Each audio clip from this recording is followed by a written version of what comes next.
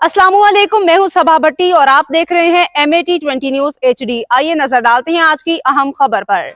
मंडी Bahauddin additional deputy commissioner general Waqar Akbar Cheema की ज़ेर सदारत ज़िले सारिफ तहफ़्फ़ुज़ कौंसिल का इजलास मुनाक़िद हुआ।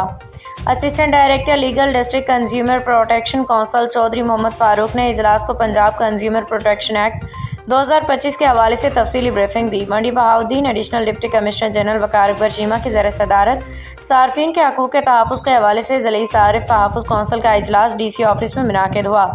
Assistant director legal Chaudhry Mohammad Farooq ने बताया कि हुकूमत पंजाब सार्फिन को फौरी मौसर रिलीफ फराहम करने के लिए न सिर्फ ज़िले बल्कि तहसील सतह पर भी कंज्यूमर प्रोटेक्शन कौंसल्स फ़ाल किए जा रहे हैं, जबकि 300 कंज्यूमर कोर्ट भी बना दिए गए हैं जिससे सार्फ को घर की दहलीज पे उनके हकूक़ हासिल हो सकेंगे।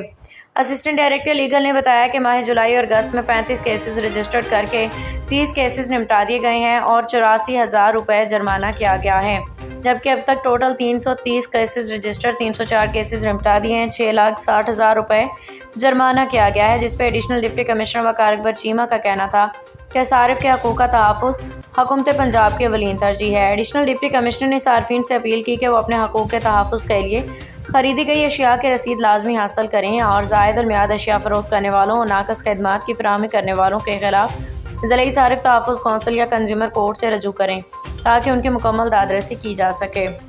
मोहम्मद रशीद भट्टी, ब्यूरो चीफ MAT20 न्यूज़, मंडी बहाउद्दीन।